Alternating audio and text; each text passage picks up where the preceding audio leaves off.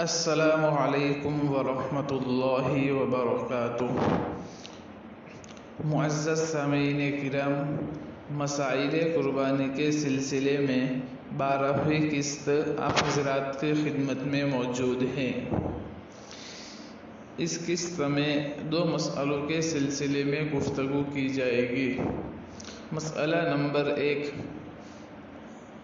قربانی کے جانور کا دودھ استعمال کرنے کا شرعی حکم کیا ہے؟ مسئلہ نمبر 2، غریب آدمی کی قربانی کے جانور کا گم ہو جانا۔ سب سے پہلا جو سوال ہے کہ قربانی کے جانور کا دودھ استعمال کرنے کا شرعی حکم کیا ہے، تو اس سلسلے میں کہ اگر کوئی شخص ہے، چاہے وہ شخص غریب ہو یا مالدار ہو، قربانی کے لیے کوئی جانور خرید رہا ہے اور وہ شخص قربانی کے جانور کا دودھ وغیرہ استعمال کرتا ہے، تو کیا اس کے لیے یہ دودھ وغیرہ استعمال کرنا جائز ہے یا نہیں؟ بعض لوگ کا کہنا ہے کہ اس میں بھی ایام نحر کی شرط لگاتے ہیں کہ ایام نحر میں اس کا دودھ استعمال نہیں کر سکتے ہیں، دوسرے دنوں میں استعمال کر سکتے ہیں۔ تو اس کے بارے میں مکمل تفصیل مطلوب ہے۔ اسی طرح بھیڑ اور دمبا ہو تو ایام نحر سے پہلے اس کا اون یعنی جو بال ہوتے ہیں ریشے کے مانند، اس کو بھی کاٹ سکتے ہیں یا اس کو استعمال کر سکتے ہیں۔ تو اس سلسلے میں جواب یہ ہے، ایک اصول دھیان میں رکھیں کہ جب بھی کوئی جانور قربانی کی نیت سے خریدا جائے تو خواہ وہ خریدنے والا شخص مالدار ہو یا غریب ہو، اس جانور سے کسی بھی طرح کا انتفاع اور فائدہ اٹھانا اس کے لیے جائز نہ ہوگا۔ اس لیے کہ اگر قربانی کا جانور کوئی ایسا جانور ہو جو دودھ دینے والا جانور ہو تو اس کے تھنوں میں بار بار ٹھنڈے پانی کا چھڑکاؤ کرنا چاہیے، تاکہ اس کی وجہ سے اس کے تھنوں میں دودھ آنا بند ہو جائے، اور اگر دودھ نکال لیا ہو تو اسے فقراء اور مساکین کو صدقہ کر دینا واجب ہے، اور خود استعمال کر لیا ہو تو بازار کی قیمت کے بقدر جتنی رقم بازار میں چل رہی ہے اس کے مطابق اس کا بھی صدقہ کرنا ضروری ہے۔ اور یہی حکم اون اور بالوں کا بھی ہے، کیونکہ قربانی کی نیت سے جانور خریدنے کی وجہ سے اس کے ہر ایک جز کو اللہ تعالیٰ کی راہ میں قربان کرنے کی نیت کر لی جاتی ہے۔ اس لیے اس کے کسی بھی حصے کو اپنے کام میں لانا جائز نہ ہوگا، خواہ جانور کو ایام نحر میں خریدا ہو یا اس سے پہلے خریدا ہو، اور اگرچہ خریدنے والا خود مالدار ہو یا غریب ہو، ہر ایک کے لیے یہی حکم ہے کہ اس کے کسی بھی جز سے فائدہ اٹھانا جائز نہ ہوگا۔ اس سلسلے میں حوالہ ملاحظہ فرمائیے، الفتاوی الہندیہ جلد نمبر 5 صفحہ نمبر 301، کتاب الاضحیہ، الباب السادس فی بیان ما یستحب فی الاضحیۃ والانتفاع بہا، مکتبہ دار الفکر بیروت۔ اسی طرح جو دوسرا مسئلہ تھا غریب آدمی کی قربانی کے جانور کا گم ہو جانا، اس سوال کے ماتحت دو اشکالات پیش آتے ہیں۔ سب سے پہلے ان دو اشکال کو آپ حضرات کے سامنے رکھ دو، پھر اس کا قرآن و حدیث کی روشنی میں انشاءاللہ جواب دیا جائے گا۔ سب سے پہلے کہ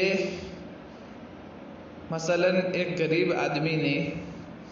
قربانی کی نیت سے کوئی جانور خریدا، پھر وہ جانور گم ہو گیا تو اس نے دوسرا جانور خرید لیا، پھر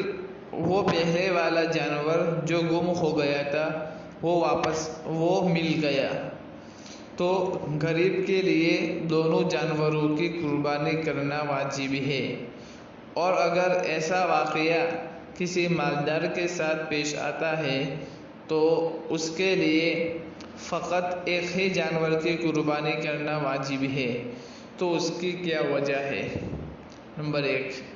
اب جو دوسرا اشکال تھا وہ یہ ہے کہ اسی طرح اگر کوئی بڑا جانور خریدتے وقت اگر کسی غریب آدمی کی نیت کسی کے شریک کرنے کی نہ تھی، لیکن بعد میں اس نے دوسرے کو شریک کر لیا، اگر ایام نحر باقی ہے تو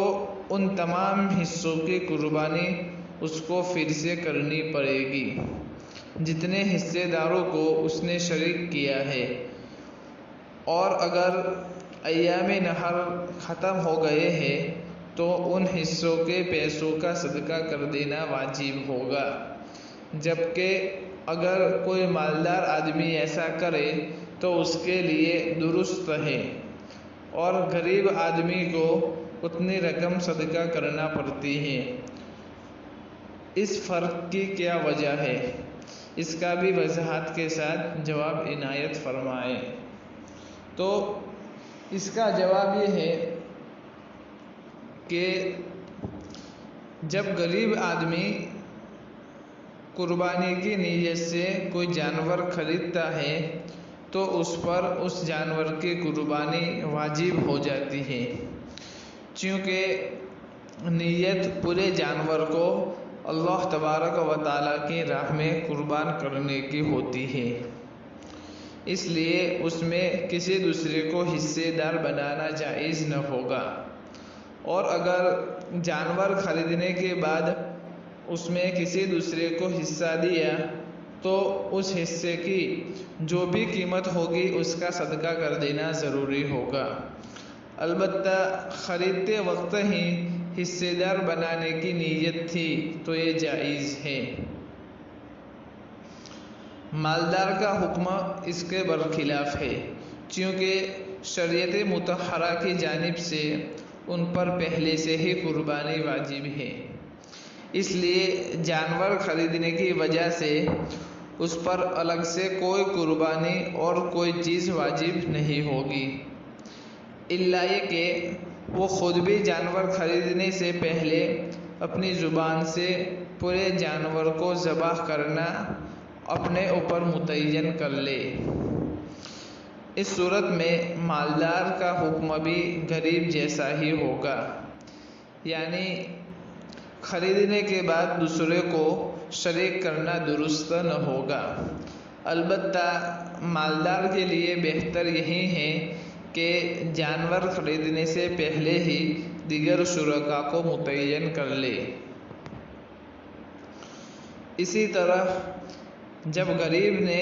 جانور کو خرید کر اس کی قربانی اپنے اوپر واجب کر لی تو وہ جانور قربانی کے لیے متعین ہو گیا، کیونکہ غریب شخص پر قربانی واجب نہیں تھی بلکہ اس نے خود اپنے آپ پر قربانی واجب کر لی ہے۔ اب اگر قربانی کرنے سے پہلے وہ جانور گم ہو جاتا ہے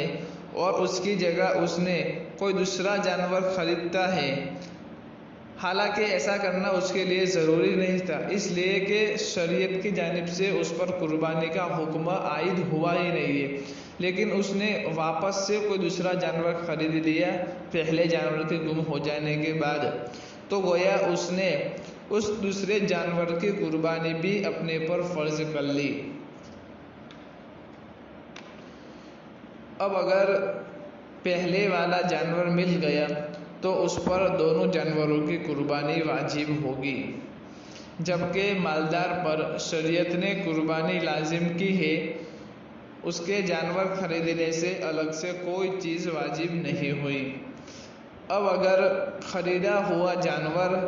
غائب ہو جاتا ہے تو اس کے لیے لازم ہے کہ وہ دوسرا جانور ذبح کرے۔ اس نے دوسرا جانور خرید لیا، اب اگر وہ پہلے والا جانور واپس مل بھی گئے تب بھی اس پر ایک ہی جانور کی قربانی واجب ہوگی، نہ کہ دونوں جانوروں کی، اس لیے کہ مالدار شخص پر شریعت مطہرہ کی جانب سے قربانی کرنا ضروری ہے۔ تو اس کا اگر پہلے والا جانور گم ہو جاتا ہے، پھر دوسرا جانور خریدتا ہے اور دوسرے جانور خریدنے کے بعد پہلا والا جانور مل جاتا ہے، پھر بھی مالدار شخص پر ایک ہی قربانی واجب ہوگی برخلاف غریب کے، کیونکہ دونوں کو قربانی کے لیے اس نے متعین نہیں کیا ہے اور غریب نے دونوں جانوروں کو قربانی کے لیے متعین کیا تھا۔ اس مکمل بحث کا خلاصہ یہ ہے کہ غریب آدمی پر شریعت کی جانب سے قربانی لازم نہیں ہے، اس پر اس وقت قربانی لازم ہوتی ہے جبکہ وہ اس کے لیے جانور خریدے۔ یہی وجہ ہے کہ اس پر اسی جانور کا قربان کرنا لازم ہے، خواہ اس میں عیب پیدا ہو جائے، جبکہ مالدار کے لیے ایسا حکم نہیں ہے۔ جب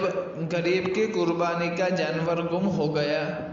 تو اس پر دوسرے جانور خرید کر قربان کرنا لازم نہیں تھا، لیکن جب اس نے دوسرا جانور خریدا تو گویا اس نے اپنے اوپر دوسرا جانور قربان کرنا لازم کیا، اس لیے پہلا والا جانور مل جائے تب بھی دونوں کی قربانی لازم ہوگی، کیونکہ دونوں اس کے جانب سے قربانی کے لیے متعین ہو گئے ہیں، جبکہ مالدار کی طرف سے تعین نہیں ہوئی، اس لیے اس میں صرف ایک کی قربانی لازم ہوگی برخلاف غریب کے۔ فقط واللہ اعلم بالصواب۔ اس کے لیے حوالہ دیکھیے